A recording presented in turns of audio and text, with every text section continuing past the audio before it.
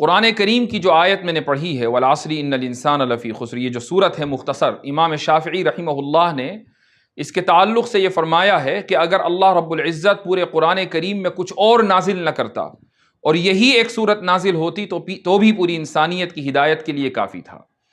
اللہ رب العزت ارشاد فرماتے ہیں کہ انسان، اور اس سے مراد تمام انسان ہیں، اس سے مراد کوئی خاص طبقے اور نسل کے انسان نہیں ہیں، بلکہ چاہے گورے ہوں یا کالے ہوں، کسی بھی ملک میں آباد ہوں اور کسی بھی زمانے کے رہنے والے ہوں، وہ تمام کے تمام انسان خسارے میں ہیں۔ یہ ایک ایسا جنرل اسٹیٹمنٹ ہے کہ جس سے کوئی مستثنا نہیں ہے، الا یہ کہ خود اللہ ہی استثنا کرے۔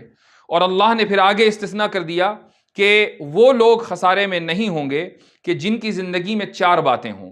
سب سے پہلی چیز تو یہ ہے کہ ان کی آئیڈیالوجی درست ہو، اور دوسری چیز یہ ہے کہ ان کا عمل اور ان کا ایکشن درست ہو، اور تیسری چیز یہ ہے کہ وہ ایک دوسرے سے حق گوئی کے ساتھ گفتگو کریں، حق کے وہ پابند ہوں، اور چوتھی چیز یہ ہے کہ جب آپ حق کے پابند ہوں گے اور حق کی آواز بلند کریں گے تو ہر حال میں آپ کے راستے میں مصائب آئیں گے، چیلنجز آئیں گے، تو اس کے بعد پھر آپ صبر کا دامن نہ چھوڑیں۔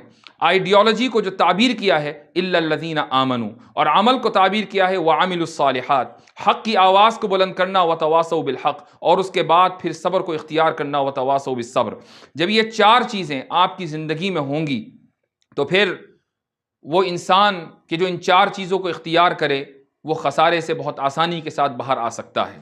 لیکن قرآن کریم میں جو صورتیں ہیں وہ بھی، ان کی ترتیب بھی بڑی خوبصورت ہے، اور اس طریقے سے ہے کہ ہر صورت کی جو مقام ہے، جو اس کی جگہ ہے، وہ ایک اشارہ کرتی ہے خاص چیز کی طرف۔ اس کے بعد سورہ ہمزہ آتی ہے، پھر سورہ فیل ہے، پھر سورہ قریش ہے، پھر سورۃ الماعون ہے۔ ان صورتوں میں اللہ رب العزت نے جو اشارے کیے ہیں وہ دراصل ان چیزوں کی طرف ہیں کہ اگر یہ چیزیں ہماری زندگی میں ہوں تو وہ جو چار چیزیں سورہ عصر میں ہیں ہم ان کو اختیار نہیں کر پائیں گے۔ سب سے پہلی چیز ہے سورہ ہمزہ میں اللہ رب العزت نے کیپٹلزم کی تردید کی ہے۔ یہ یاد رکھیے کہ کیپٹل برا نہیں ہے، یعنی سرمایہ برا نہیں ہے، سرمایہ دارانہ نظام برا ہے۔ یہ وہ نظام ہے کہ جس کے بلبوتے پر غریب تر ہوا چلا جاتا ہے اور امیر تر ہوا چلا جاتا ہے۔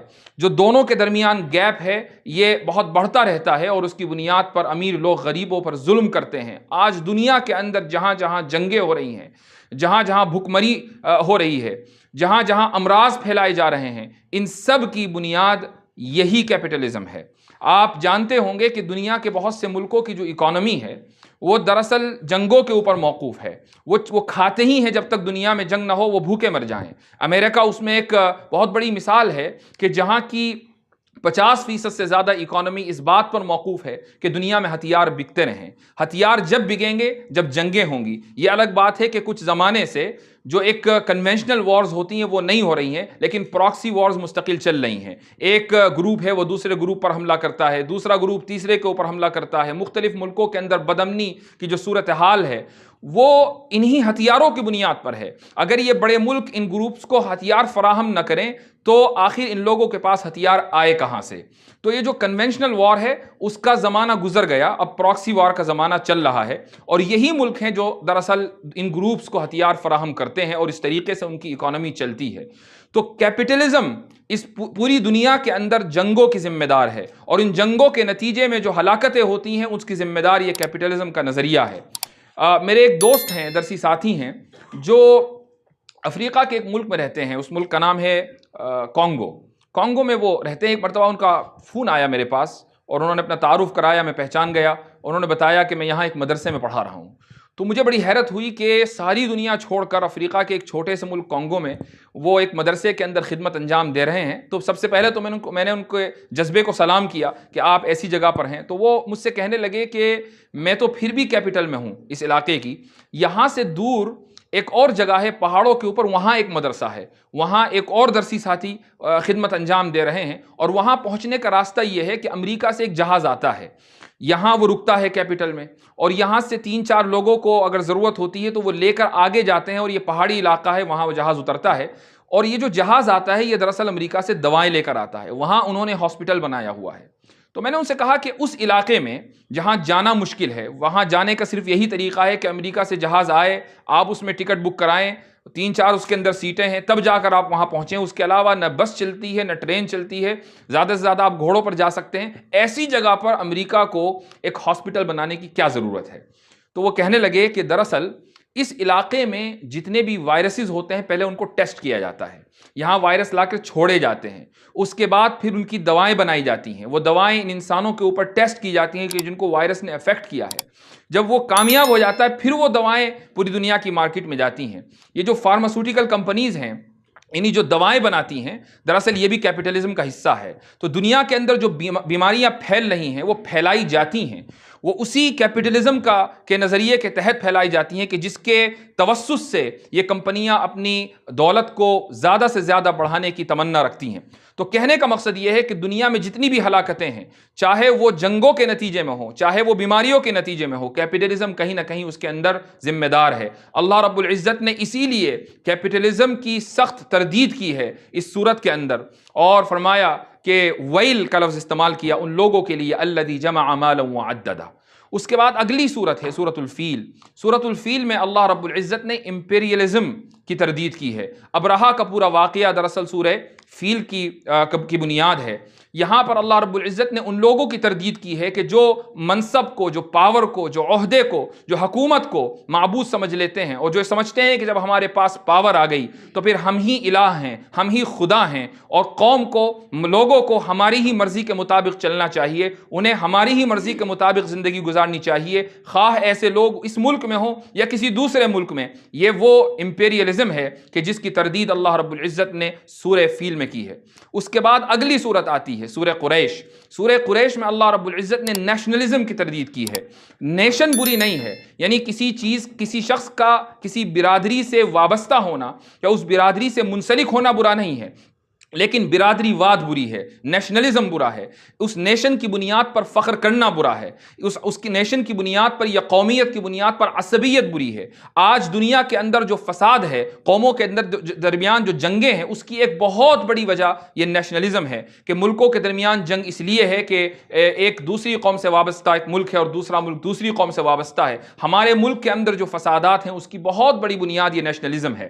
اس کے بعد جو اگلی صورت آتی ہے، غالباً اس صورت کا تعلق مجھ سے بھی ہے اور آپ سے اور ہم جیسے بہت سارے لوگوں سے ہے۔ اس میں اللہ رب العزت نے فیک ریلیجوسٹی، یعنی ایک نام نہاد مذہب پرستی کی اللہ رب العزت نے تردید کی ہے۔ اللہ نے فرمایا فویل للمصلین، یعنی ان نماز پڑھنے والوں کے لیے ہلاکت ہو، اور آگے ان کا تعارف کرایا جا رہا ہے کہ جو اپنی نماز سے غافل ہیں، وہم یراؤن ویمنعون الماعون، کہ نماز پڑھتے ہیں تو دکھلاوے کے لیے پڑھتے ہیں۔ ہماری جو مذہب پرستی ہے وہ دکھلاوے کے لیے ہے، ہمارے چہرے مہرے کے اوپر جو مذہب نظر آتا ہے وہ دکھلاوے کے لیے ہے۔ ایسے وہ تمام لوگ کہ جن کے داڑھی ہے، جن کے ٹوپی ہے، جن کے پجامے ٹخنے سے اوپر ہیں، کہ جو بظاہر مذہب پرست لگتے ہیں لیکن اخلاق سے عاری ہیں، اتفاق سے عاری ہیں، شیطان کے پجاری ہیں، وہ لوگ سمجھتے ہیں کہ ہماری دکان اس وقت تک چلے گی جب تک کہ اس قوم کے اندر اور اس ملت کے اندر اختلاف رہے، وہ اتفاق کے خلاف ہیں۔ ایسے تمام لوگ دراصل اللہ رب العزت کی اس آیت کا مصداق ہیں کہ الذین هم یراؤن ویمنعون الماعون۔ تو اس آیت سورت کے اندر اللہ نے اس بنیاد، یعنی فیک مذہب پرستی کی تردید فرمائی ہے۔ جب انسان ان 4 چیزوں سے بری ہو جائے، وہ کیپٹلزم سے الگ ہو، وہ امپیریلزم کو مسترد کر دے، وہ نیشنلزم کو مسترد کر دے، وہ اس نام نہاد مذہب پرستی کو مسترد کر دے، تو اللہ رب العزت آگے فرماتا ہے کہ انا اعطیناک الکوثر۔ ابن عباس رضی اللہ عنہ کا ارشاد ہے کہ الکوثر کے معنی الخیر الکثیر کے ہیں، اور الخیر الکثیر سے مراد صرف حوض کوثر نہیں ہے، بلکہ ابن عباس رضی اللہ عنہ تو اس کی تفسیر یہ بھی فرماتے ہیں کہ نبوت بھی اس میں داخل ہے، قرآن بھی اس میں داخل ہے، حتیٰ کہ شاہ ولی اللہ محدث دہلوی رحمۃ اللہ علیہ نے ایک جگہ فرمایا ہے کہ خانہ کعبہ کی تولیت بھی اس میں شامل ہے، کہ نبی کریم صلی اللہ علیہ وسلم سے یہ وعدہ کیا جا رہا ہے کہ اے محمد صلی اللہ علیہ وسلم، ہم نے آپ کو کوثر دی، یعنی آخرت میں حوض کوثر اور دنیا میں خانہ کعبہ کی تولیت۔ تو یہ جو اعلان ہے، یہ جو وعدہ ہے، صرف نبی کریم علیہ الصلاۃ والسلام سے نہیں ہے، بلکہ آپ صلی اللہ علیہ وسلم کے توسط سے پوری امت سے یہ وعدہ ہے کہ اگر ان صورتوں اور ان کے اندر چھپے ہوئے پیغام کے اوپر مسلمان عمل کر لیں تو پھر کوثر اس کے نصیب میں آئے گی، خانہ کعبہ کی تولیت اس کے نصیب میں آئے گی۔ اور خانہ کعبہ دراصل مساجد میں ام المساجد ہے، وہ ام القریٰ میں واقع ہے۔ یہ ہو نہیں سکتا کہ ہم مسلمان ان صورتوں کے پیغام پر عمل کریں اور ہمیں مختلف کالے قانونوں کے ذریعے اپنی مساجد سے دستبردار کر دیا جائے، خانقاہوں سے نکال دیا جائے، مدارس سے علیحدہ کر دیا جائے۔ یہ ممکن نہیں ہے۔ اگر مسلمان ان صورتوں کے پیغام پر عمل کر لیں تو پھر خانہ کعبہ اور اس کے ساتھ تمام خانقاہیں، اس کے ساتھ تمام مساجد، تمام مدارس جس طریقے سے صدیوں سے ہمارے پاس ہیں، ہمارے پاس رہیں گے، کوئی طاقت، کوئی قوت مسلمانوں کو ان سے علیحدہ نہیں کر سکتی۔ اس کے بعد اسی صورت میں اللہ رب العزت نے ایک ذمہ داری بھی عائد کی ہے ہمارے اوپر، اور وہ ذمہ داری ہے کہ آگے فرماتے ہیں کہ نماز پڑھو، وانحر، اور اونٹ کی قربانی کرو۔ یہاں 3 الفاظ ہیں، صلی لربک وانحر۔ پورے قرآن کریم میں یہی ایک جگہ ہے جہاں نماز کے ساتھ اونٹ کی قربانی کا تذکرہ ہے، زکوٰۃ کا تذکرہ نہیں ہے، یا کسی اور عبادت کا تذکرہ نہیں ہے، اونٹ کی قربانی کا تذکرہ ہے۔ حضرت شاہ صاحب فرماتے ہیں، حضرت شاہ ولی اللہ محدث دہلوی رحمۃ اللہ علیہ، ان کا ارشاد ہے کہ نماز پڑھنے کا حکم دیا، دراصل عیسائیوں نے اپنی نماز کو ضائع کر دیا ہے، اس لیے نماز پڑھنے کا حکم دیا۔ یہ استعارہ ہے کہ اے مسلمانوں، تمہارے لیے ترقی کا وعدہ اسی صورت میں ہے، تمہارے لیے کوثر کا وعدہ اسی صورت میں ہے، اور یہ کوثر تمہیں ملنے کے بعد اسی وقت تک باقی رہے گی جب تک تم عیسائیوں کے طور طریقوں کے خلاف رہو۔ اگر تم عیسائیوں کے طور طریقوں کو اختیار کر لو گے تو اس کوثر کو تمہیں دے کر چھین لیا جائے گا، یہ تمہاری ذمہ داری ہے۔ اس کے بعد آگے فرمایا ونحر، اونٹ کو ذبح کرنا۔ دراصل یہ یہودیت کے خلاف ایک استعارہ ہے، چونکہ ان کے یہاں اونٹ کی قربانی ان کے یہاں حرام ہے، تو اللہ رب العزت نے حکم دیا کہ اونٹ کی قربانی کرو، اس طریقے سے یہودیوں کے طریقوں کی خلاف ورزی کرو۔ اور بیچ میں ایک لفظ آیا ہے لربک، کہ عبادت ہو تو وہ خالص اللہ کے لیے، اور اس طریقے سے مشرکین کے طریقوں سے دور رہو۔ تو گویا کہ جب تک مسلمانوں تمہارا تشخص باقی نہیں رہے گا، تمہاری زندگی قرآن اور سنت کے مطابق نہیں رہے گی، تمہارے طور طریقے یہودیوں اور عیسائیوں اور مشرکین سے مختلف نہیں رہیں گے، اس وقت تک یہ کوثر تمہارے پاس باقی نہیں رہے گی۔ اگر کبھی مل بھی گئی تو وہ تم سے چھین لی جائے گی۔ اس لیے مسلمانوں کے لیے ضروری ہے کہ وہ اپنے تشخص کے ساتھ، اپنے دین کے ساتھ، اپنی قرآن و سنت کے ساتھ، اپنے اکابر کے طور طریقوں کے ساتھ، اپنے اسلاف کی زندگی کے ساتھ، اپنی خانقاہوں اور مساجد کے ساتھ فخر کرتے ہوئے زندگی گزاریں، تبھی اللہ رب العزت کا وعدہ سچ ہوگا۔ ہم جو اس دنیا کے اندر مصائب سے دوچار ہیں، اس کی وجہ یہی ہے کہ ہماری اپنی آئیڈیالوجی کہیں کھو گئی ہے۔ ہم یہ سمجھتے ہیں کہ مغرب سے جو چیز آتی ہے وہ اس کو ہمیں اختیار کرنا چاہیے۔ ہم یہ سمجھتے ہیں کہ ٹی وی کے اوپر جو نظر آتا ہے، فلموں میں جو چیز چلتی ہیں، ہمیں اس کو اختیار کر لینا چاہیے۔ آج مسلم نوجوانوں کو آپ دیکھیے، ماشاء اللہ، اللہ رب العزت کا بہت بڑا فضل، انعام اور احسان ہے کہ اللہ نے آپ کو منتخب کیا ہے کہ آپ اس گندگی سے نکل کر اس مبارک جگہ پر موجود ہیں۔ اس گندگی میں لاکھوں نہیں کروڑوں لوگ، میں مسلمانوں کی بات کر رہا ہوں، آج بھی ملوث ہیں، اور وہ ملوث اسی لیے ہیں کہ ان کے یہاں یہودیوں کے طریقے بھی ہیں، عیسائیوں کے طریقے بھی ہیں، اور مشرکین کے بھی طریقے ہیں۔ اللہ نے آپ کو ان سے علیحدہ کر کے اس مبارک جگہ میں رکھا ہے، آپ کو منتخب کیا ہے، اس پر جتنا بھی شکر ادا کیا جائے اتنا کم ہے۔ اور پھر آگے چل کر اللہ نے یہ وعدہ بھی کر دیا کہ ان صورتوں پہ جب عمل کرو گے اور اس کے پیغام، مضمر پیغام پر جب عمل کرو گے تو پھر تم دیکھو گے کہ دین میں لوگ فوج در فوج داخل ہوئے جا رہے ہیں۔